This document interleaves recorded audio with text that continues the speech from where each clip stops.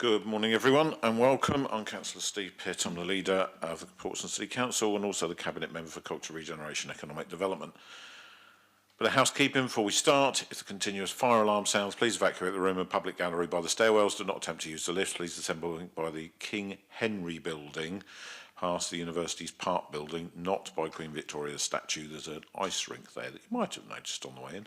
In order to comply with the Guildhall Trust Fire Marshal regulations, anyone who signed in at Guildhall reception desk to sign out when leaving the building at the end of today's meeting. Everyone speaking via a microphone will be recorded and broadcast on the website, including those making deputations. Members of the press and public are also permitted to record the meeting on the understanding it neither disrupts the meeting nor records those stating explicitly they do not wish to be recorded. Please can everyone use the microphone and remember to switch them off when you've finished. There we go. Introductions then, we have with us today Lisa Gallagher from Democratic Services. Jane Singh, Tourism and Marketing Manager. Jane Lemaire, Head of Economic Development and Skills.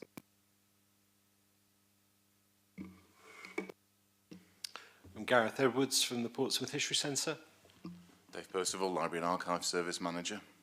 Claire Watkins, Business Manager. Claire Looney, Commissioning and Partnership Manager. Megan Bailey, Big Screen Officer. Councillor Mary Vallely for Cosham and Wimmering. Good morning, everyone, and welcome. We don't have any apologies for absence, so we'll move on to members' interest declarations. Any? No, neither from me. Item 3 then, Seafront Services Fees and Charges, and I believe Claire Watkins and Claire Looney are presenting. Thank you, Councillor Pitt. So this report comprises fees for poster sites, beach huts and land hire for events. Turning to poster sites, you'll see from the report that we've covered local government messaging campaigns in areas of environment and sustainable transport, health and mental health. Our cultural engagement has included campaigns for D-Day 80, Quietness of Feeling art programme at the museums, half-term events, Dickens Christmas, Hot Walls events and our large-scale events such as Armed Forces Day and South Sea Food Festival. We've also promoted the city's local cinemas, theatres, arts and cultural trusts, together with promotions for local events. And as indicated in the report, we propose to raise fees by CPI plus a small margin for the A1 sites. And for our entrance to the city sites, we propose to increase by CPI only. And in that way, both sites will remain competitive. And I'll hand over to Claire. Apologies, we've slightly positioned ourselves slightly awkwardly. I do apologise. The second part of the report talks about the beach huts, which remain incredibly popular with the public. Currently, I can confirm that building is underway for the provision of 4 new accessible beach huts down at Eastney, and we hope to be able to offer those out as soon as possible, ideally with some winter trial periods in order to ensure that they are ready for use and for our busy summer time. The use and take-up of beach huts remains very high in terms of we have still got closed waiting lists because they are still very considerable. However, the use of weekly beach hut hires, especially during the summer, is extremely popular. And we know that some of the people that are on our long-term waiting list are using it on a weekly hire basis as and when they can. We have this year introduced a winter weekend beach hut offer. And as you can see, if the weather is like it is today, a weekend offer on this beach with a beach hut is a very lovely place to be. As similar to Claire, we've indicated a CPI uplift on the cost of the beach huts. This will help us maintain the maintenance programme on the structures which are very heavily environmentally exposed and work in that way. Additionally, we have also looked in this report at the land charges which will be introduced for 24-25, and the rationalisation which we brought in last year, which we've been operating this year, has been very well received. The different categories and the recategorisation of some areas has made it much clearer for organisations to engage with and use the land. And again, we are proposing a CPI uplift only for 25-26. Thank you. Thank you, Claire. No questions from me. Mary, anything? Russell? Apologies. Unfortunately, Black Friday sale morning was incredibly busy. So Before you say anything else, any declarations of interest? No declarations of interest. I am here. That's the most important thing. But yes, it's yeah, maybe we don't do the last Friday of November next year. To be honest, I missed some of the report. But I mean, it's the seafront and event charge. So I'm guessing. Yeah, on the first one. Yeah. I'd already looked through before. It's all good. Yeah, Okay. Thank you. In which case, no questions from us, and I'm asked to recommend that the fees and charges be approved in accordance with the schedule in Appendix 1, and so approved. Thank you very much. Moving on to item 4. Megan, are you presenting on this one? Big screen update. Thank you, Councillor Pitt. I'm bringing the update for the big screen that will be installed next year. The big screen was originally installed in 2010 for the London 2012 Olympics, and then afterwards it was gifted to the council. The screen is used to promote council events, campaigns, key messaging, for local businesses to promote their offers and events, and we also showcase content for local organisations and communities. It also supports events in Guildhall Square such as Remembrance Sunday and University of Portsmouth's graduation ceremonies.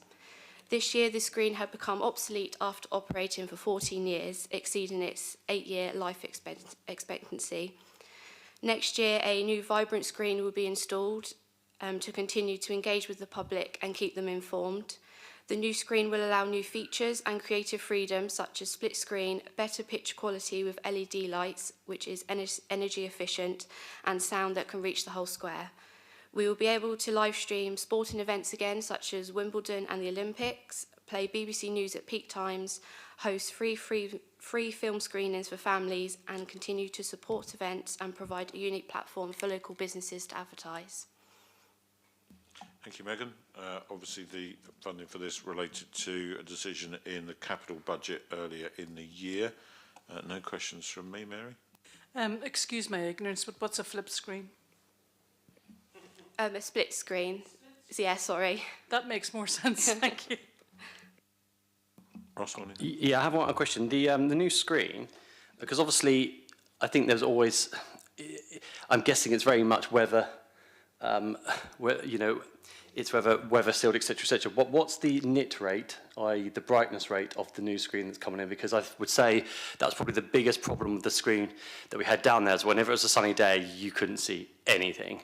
So obviously the brighter it is, you know, people think at night time, but actually it's more about daytime. So what is the, you know, this new screen, especially if it is costing quite a lot of money, what is the quality of that? So the LED pixels will make it a lot brighter. I can get the more specific brightness for it, but with the LEDs it will be a lot brighter than the current screen. And has that already been ordered? I mean, is that something that's already coming? Yeah, so it might just be good to kind of, yeah, it's called the NIT, basically. Yeah. It outlines, because I just think it's really important that if you don't get that right, you're going to have the exact same problems with the old screen. Okay? Yeah, thank you. Biggest problem with the old screen is we couldn't get any bits for it anymore because nobody makes them. But, yes, it will be a problem. Okay, happy with that, members? Note that. Okay, thank you very much, Megan. We're now on item 5, so that's Portsmouth History Centre and Modern Records Service. Is that right? Oh, no. Oh, hang on, I've got a different order on my order paper for today than I have on the reports. So, who's expecting to present next? Okay, they will do the History Centre and Modern Records. I've got it down as item 5. It's the summer reading challenge, but it doesn't matter. Thank you. Very happy to introduce the information-only report into the Portsmouth History Centre and Modern Records Services team. For those of you that may not know, the Portsmouth History Centre is located on the 2nd floor of the Central Library, just across the Guildhall Square. We house the city's archive material, and we're also the home of extensive local history and naval reference collections. We are open to the public 6 days a week, Monday through Saturday. Modern Records is slightly different. Modern Records houses those files that are currently in use by departments across the council and facilitate the retrieval of those files as and when necessary. This report focuses very much on the former rather than the latter, so the History Centre rather than Modern Records. I'm delighted to say is a very positive picture of the work that we've undertaken over the past 12 months. First and foremost, has to be said that the Portsmouth History Centre is an accredited archive service, which means that we reach certain nationally agreed standards for the provision of an archive service set out by the National Archives. Originally, we were accredited in 2016. Earlier this year, we were re-accredited, which is testament to the level of service that we produce and the hard work of my colleagues across the History Centre team as well. Beyond that, we've seen what seems to me to be continuation of the trend post-pandemic. We've seen increasing numbers of visitors to the Portsmouth History Centre, increasing numbers of inquiries submitted both by telephone and email, not only by local people, but people nationally and internationally as well. And also the number of archival documents that are being requested by researchers, academics, historians, etc. has increased. I think it's fair to say, looking at the data, that we will see another year-on-year increase when we come to tally the numbers at the end of March 25 as well. Accompanying this has been a series of changes to staffing across both services. So we have a service level agreement with West Sussex County Council to provide managerial support 1 day a week in modern records. We also have 2 new apprentice archivists who are undertaking a level 7, that is to say postgraduate level course in archives and records management. And about a year ago, we created the post that I currently occupy of learning and outreach officer, with the idea of raising the visibility of the services that we provide as the Portsmouth History Centre throughout Portsmouth and its communities. Very quickly on that, I'd like to suggest that we've developed a strategy that has essentially 3 parts to it. One is a continuation of various events throughout the year, so we've contributed to Local History Month. This week is Explore Your Archives Week nationally, and we've run a whole series of tours, workshops and talks this week, including later this afternoon about the Battle of Selsey, if anybody has some spare time. We've also contributed to the 60 Plus Festival on the Heritage Open Days. We've also had a real attempt at deepening our relationship with other organisations across the city, not least the university, but also Portsmouth College, and a whole host of Heritage Lottery funded projects which are researching various aspects of Portsmouth's history. And absolutely central to our outreach policy and strategy has been developing an offer, a Portsmouth History Centre offer for schools and school children. So just in the last week alone, we've been lucky enough to host 90 children from Year 5 Cottage Grove students who came to research the history of Victorian era Portsmouth. I think this is the first time in 10 years we've had school children come to the History Centre. Yesterday, I went to Ark Ayrton to talk about Portsmouth during the Second World War with Year 6 students. What is very apparent very quickly is that when you make archive material accessible to children and young people, their level of engagement is extraordinary. In theory, we could scan these documents. In theory, we could photocopy them. It doesn't work that way. When you produce something that is 150, 200 years old, the engagement from these students is incredibly profound. So there is still much work to do on that offer, as there is with raising awareness of the History Centre. But I think the last 12 months has given us a tremendous platform from which to build. Thank you. Gareth, thank you very much, and it's a really good time to get an update now that you've been in post for a while, and fantastic to hear that the engagement with schools is starting, because it's a start, and hopefully we'll see that grow, and I'm sure you're going to be very busy next year with VED 80 and VJ 80 as well, because those major anniversaries always trigger a whole spate of extra inquiries. I remember when we did the plaques for the end of World War I and for this 75th anniversary of D-Day, the inquiries to the History Centre went absolutely through the roof. So I'm expecting similar, because we're planning a similar level of activity next year. So I hope you have a very busy 2025. Mary. Just ditto for me, really. I love to see the engagement, and it's really important to get the kids in, so great, keep it up. Russell, anything? Same. Make it nice and easy, same. We are unanimous in this, so thank you very much for what you're doing. Have you both visited the History Centre? No, I did say I will. Get it booked in. Yeah, it'd be great if, yeah. So Yeah, Gareth please. will arrange for you both to go and have a look. I haven't been up for a while either, so maybe we'll go as a group. So Yeah, if you perfect. liaise, the 3 of us will go together. An away day. Thank you very much. Reports noted and appreciated. So now we are, I'm moving, I keep looking at two different things and things in different order. We've got Marvellous Makers 2024 Summer Reading Challenge. Dave Percival. Thank you, Leader. So this is our annual report just to outline the participation and evaluation of this year's Summer Reading Challenge, which is now, in, believe it or not, its 25th year this year. As you can see from the headline data, we had nearly 3,000 children sign up and we had 1,658 children complete, which is 10% increase on last year and shortly behind kind of pre-COVID figures. So I think it's a very positive step forward.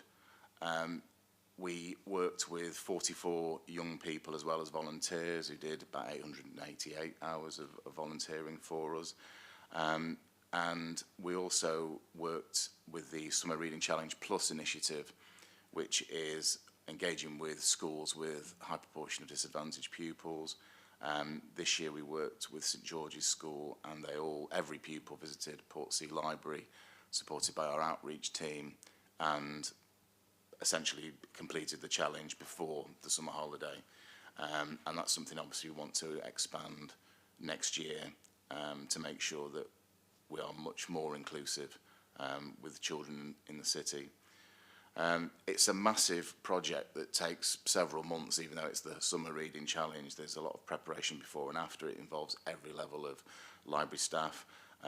We issued some 35,000 items over the summer holidays, and the culmination of the winners event was very well attended indeed, over 3,000 people, and given the rather inclement weather that day, that was very positive.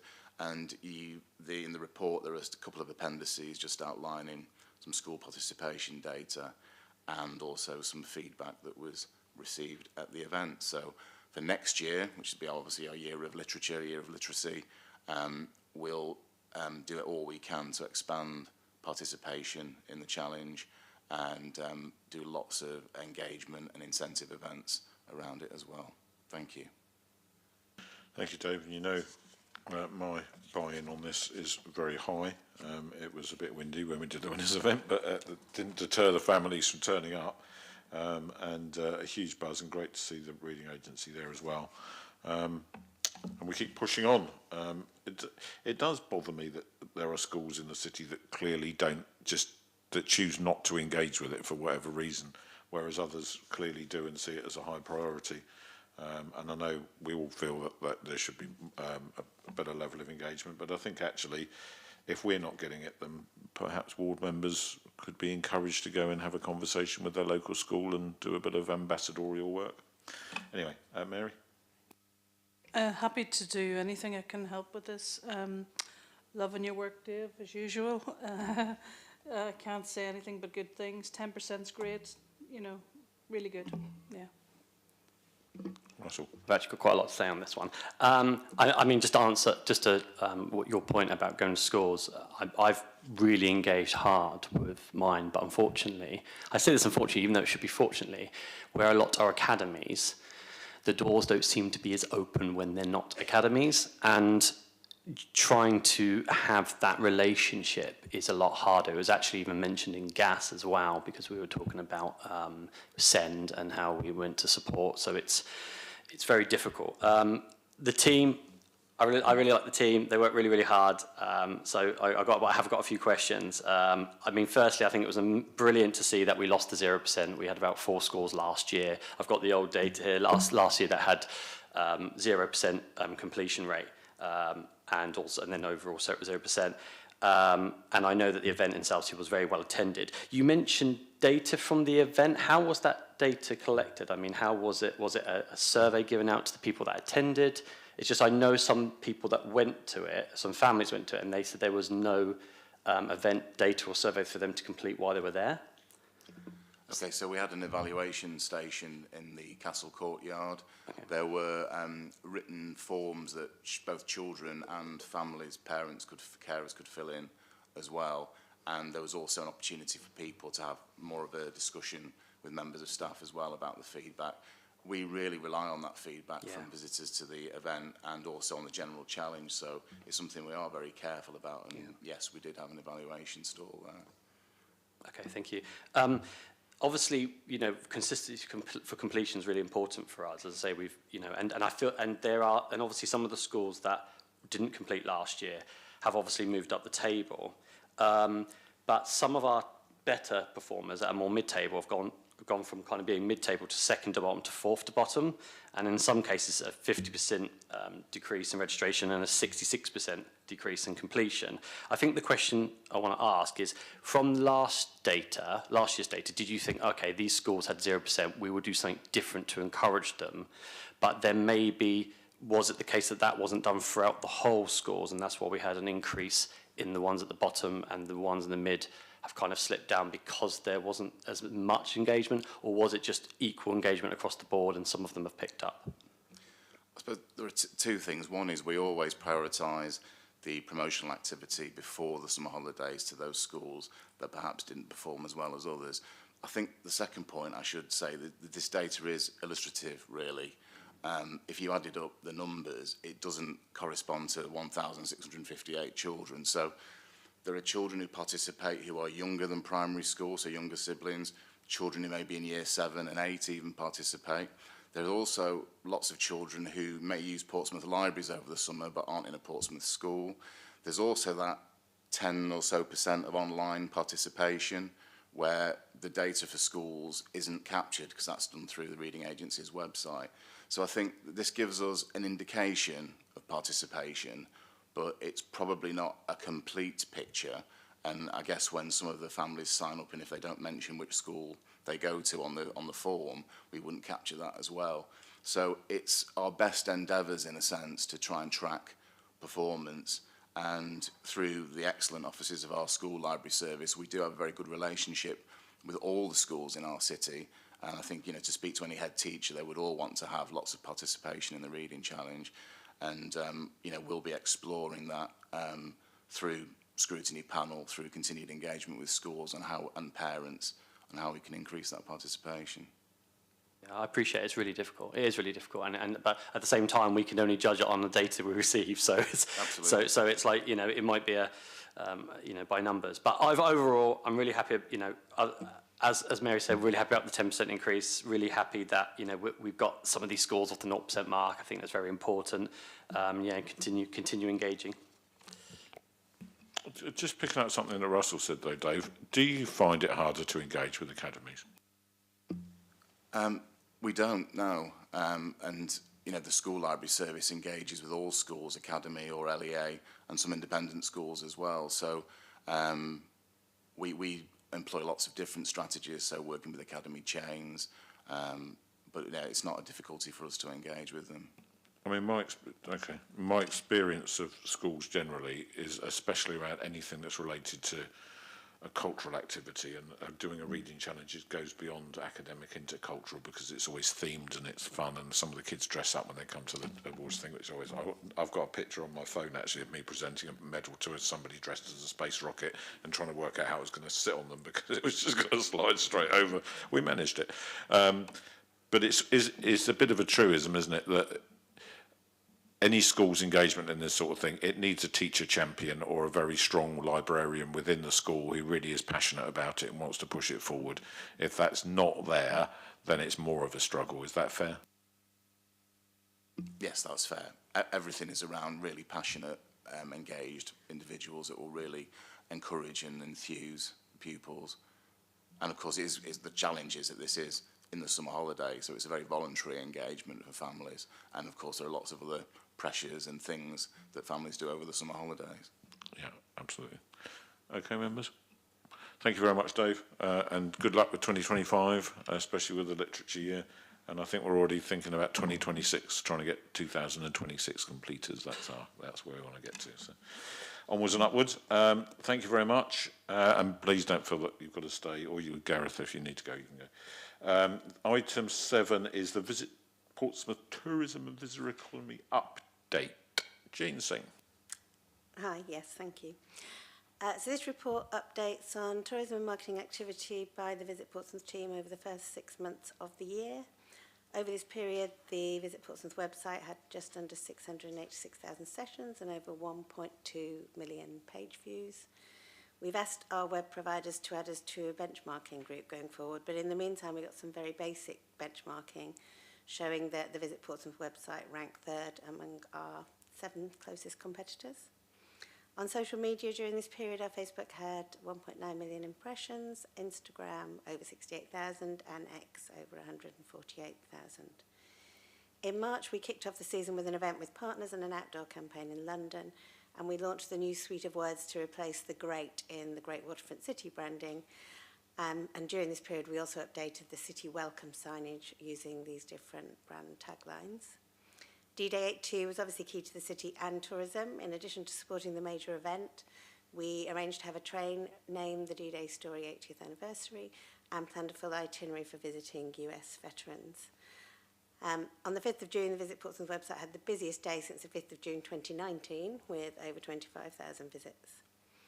For the main season campaign, we again used the Waterloo special and platform advertising screens at Waterloo for 2 weeks in July. We ran an in-house digital campaign alongside that ran right through to the end of August to cover the summer holiday period.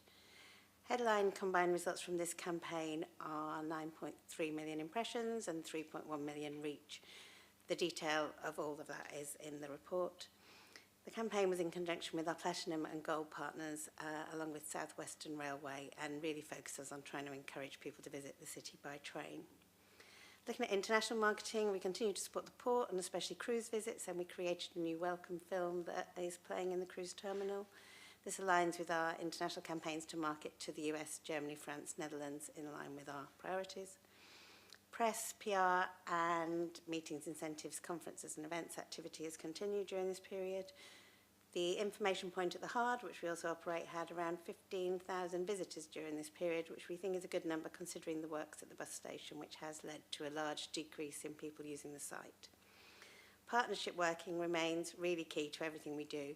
The income and support we receive from our city partners enables us to do much more.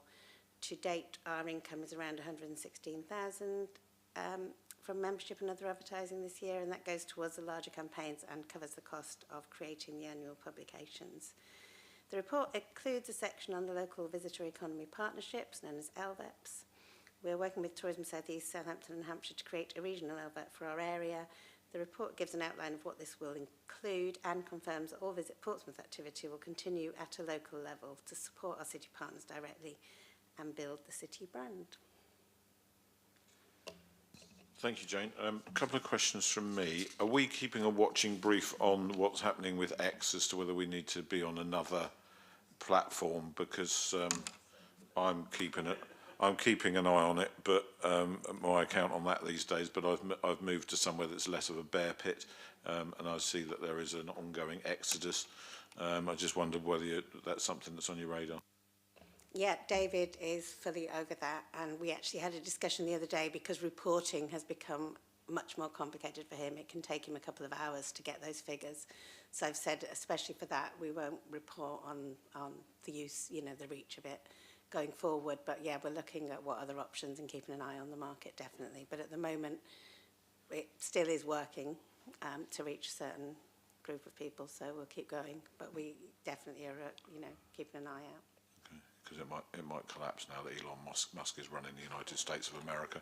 And a question, just a point really on cruise. I was on a briefing yesterday and I see that the estimates for the spend for cruise visitors and crew, etc., in the city now has reached a total, if you lump it all together, of about £7 to £8 million a year, which is a big number compared to where we were. It's a 115% increase on cruise business since 2019, so it is a real success story, and great to know that more and more of those people are now staying in Portsmouth and doing their visit here, and that's a lot of work that you've been part of with other partners as well, I know. So thank you for that, and long may that continue. And another meeting I was at this week at D-Day Story, I know that there's already some cruise excursion operators that have booked in tours for D-Day Story for next year. So this is a success story, and all the work that you do with the partners all feeds into that. So thank you very much.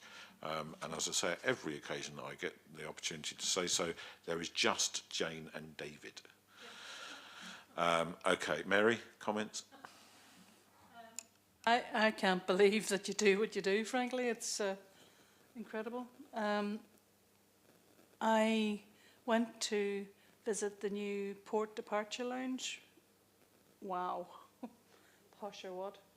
It's absolutely beautiful, you know. Yeah.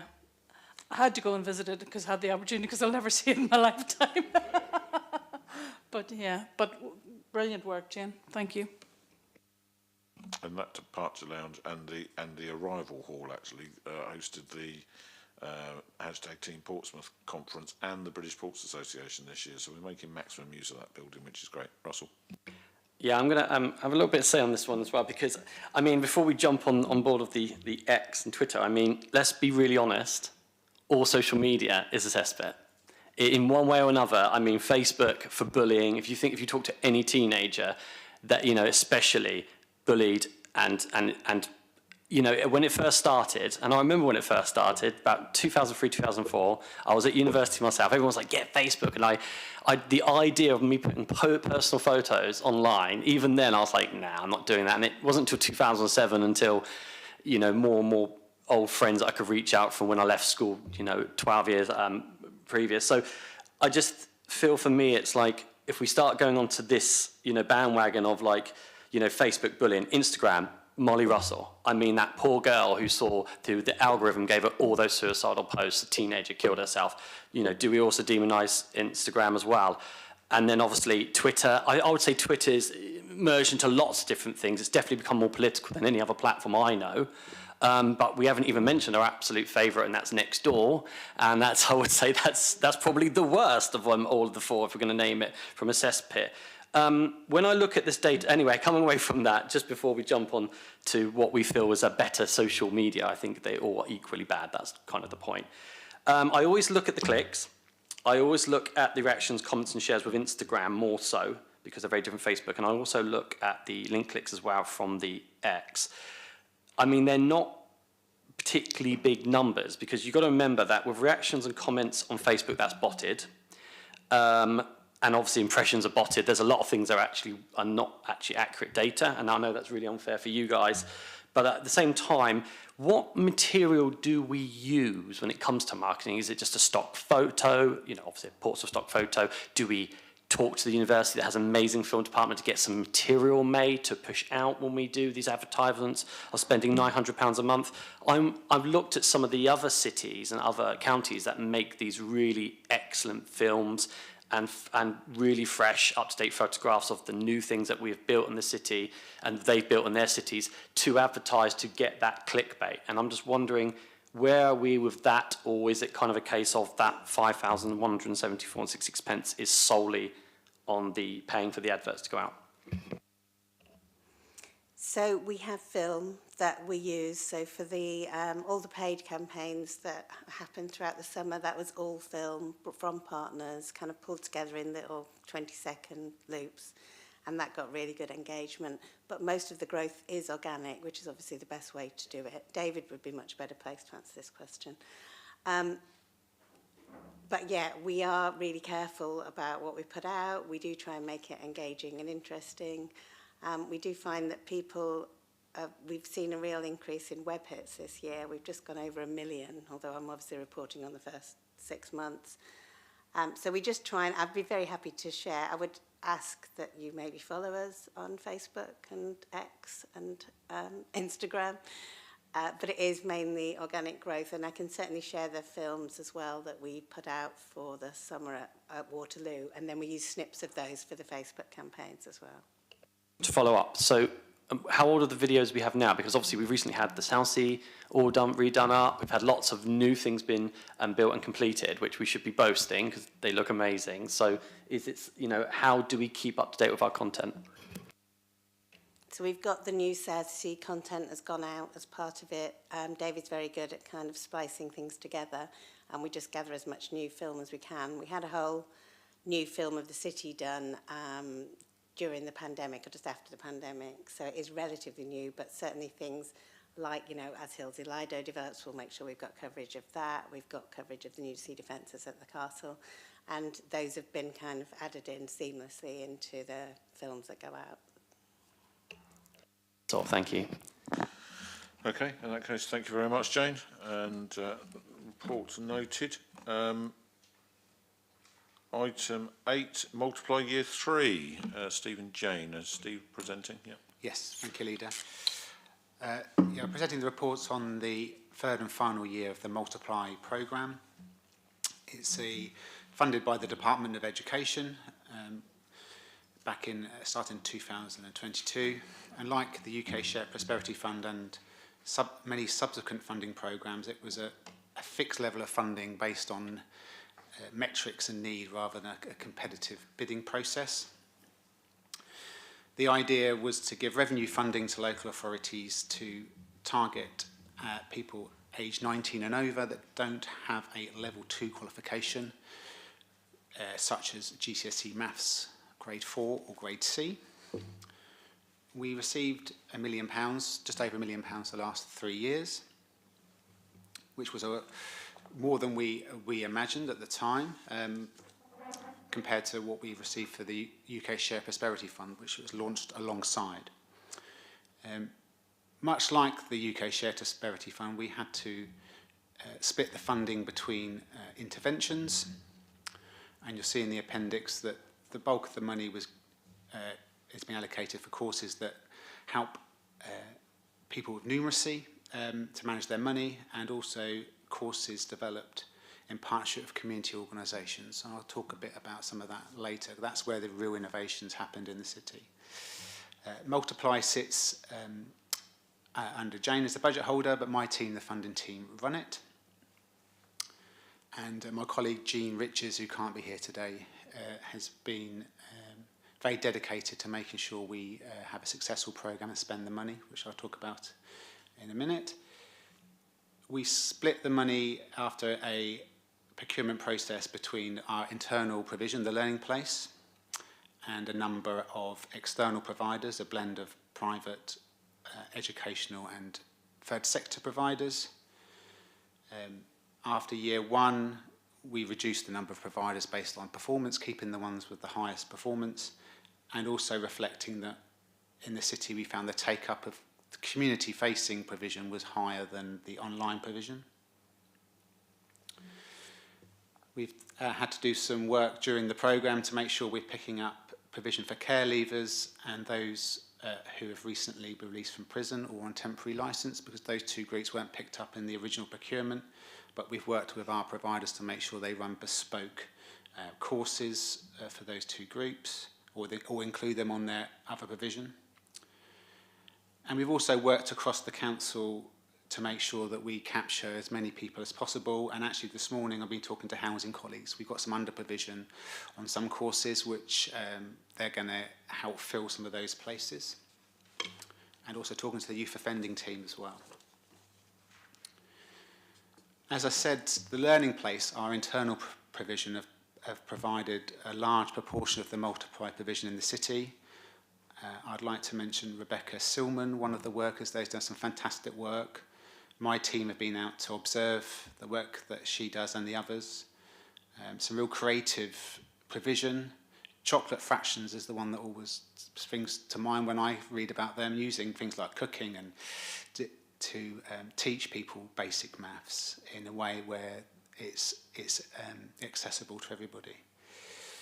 Our providers have worked with a number of partners across the city. I've listed some of those there, but that's by no means all of them. As I said at the start, this is the final year of Multiply. That was as we always expected. And next year, because the UK Share Prosperity Fund will be extended for a year, we will have the option to continue Multiply provision, but without knowing what our allocation is, it's too early to say whether that will be achievable. I thought it was worth noting that some of other local authority colleagues have seen Multiply as a bit of a problem. And across the country, only 68% in year 2 was actually spent, but we're in the city, we're just shy of 100%. And only wasn't 100% because of the way one of the contracts was didn't quite round. And I'd like to mention Jean Riches for her determination to make sure as much money is spent and as many people receive this service as possible.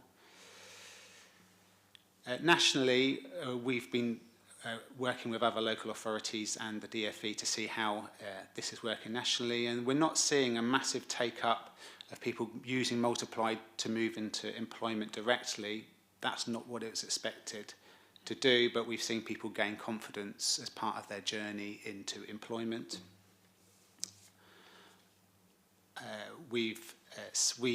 Portsmouth follows the national trends where higher than average female learners and those learners who English is not their first language. I observed a course run by City of Portsmouth College where we had 8 different languages in the room. These were women looking to get into childcare as employment, so that was really interesting because they all had good maths skills, but they'd all been taught in different ways to learn maths. So they needed not to learn maths, but to learn the British way of doing it so they could help children when they were employed.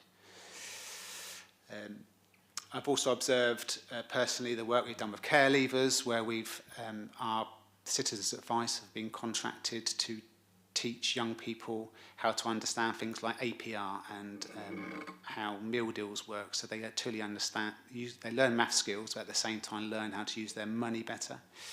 And we're determined to try and get as many care leavers and care experienced people through Multiply before it ends. I've listed some of the performance to date. We should get over 6,000 people through by the end, and probably getting on for 4,000 of those will be substantive. So that is people that have attended a course rather than a sort of a drop-in session. In terms of learning, we have, as I said earlier, we found that community-based learning has been much more successful than online. Using the third sector has been really successful.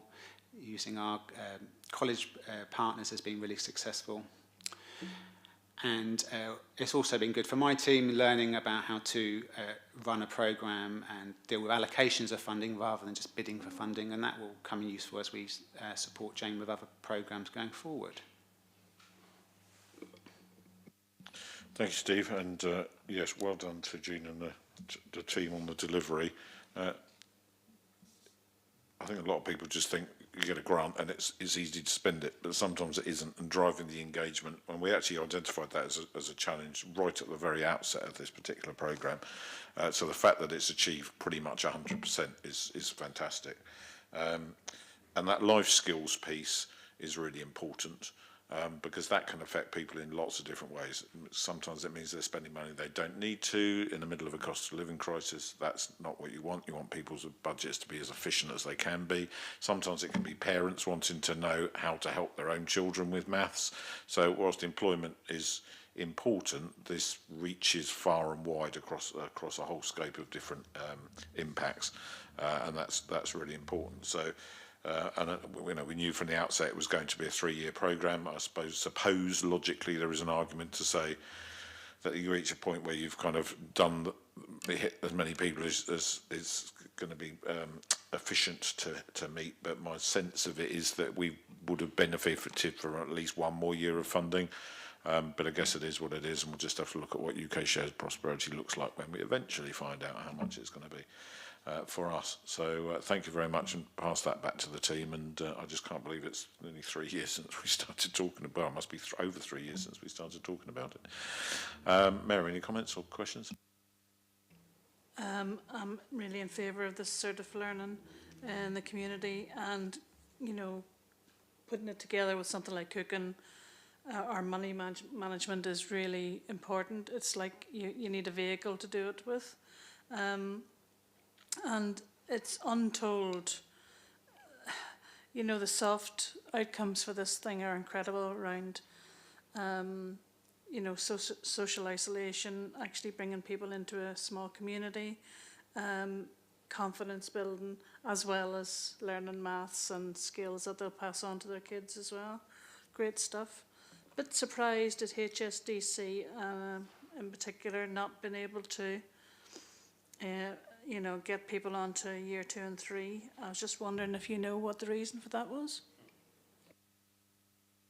Yeah, I was going to say I'll respond to that. I think when we look at our further education colleagues,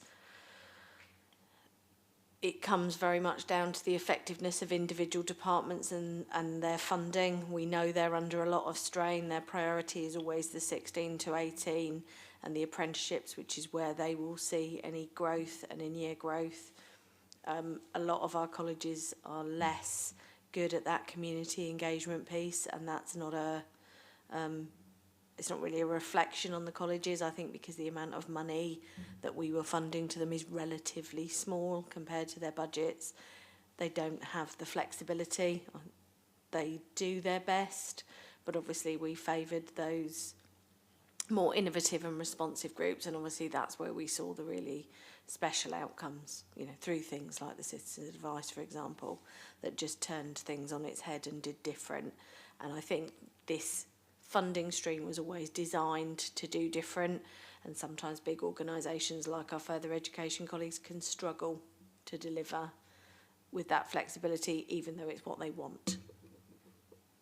I just suggest that we don't use them in future because, you know, for all the fantastic work that this is, 6,000 people's unheard of. Those few people have been let down, essentially, not getting past, you know, year one. But that doesn't take away from the brilliant work that this is. Love it. Sorry, I should probably point out that most of these interventions are short term. So the people that they engaged in year one did their courses. We chose not to move forward with HSDC because they weren't engaging the level of people, so we weren't getting the value for money. And I think that was quite a joint decision, really, because HSDC really struggled and ended up returning some money, which fortunately we did manage to push out elsewhere, again through to Jean's great work, but we risked losing it, and that really was why we chose not to work with them, and they chose not to pursue that project because nobody wants to be handing any money back. But I think the learners who engaged got good provision. It just was very difficult for them to do the level of sustained engagement that we really wanted because we were ambitious with this fund. Understand. Thank you. That's clear. Russell? Yeah, obviously, you know, brilliant work, just trying to engage. I mean, let's be honest, FE has been butchered.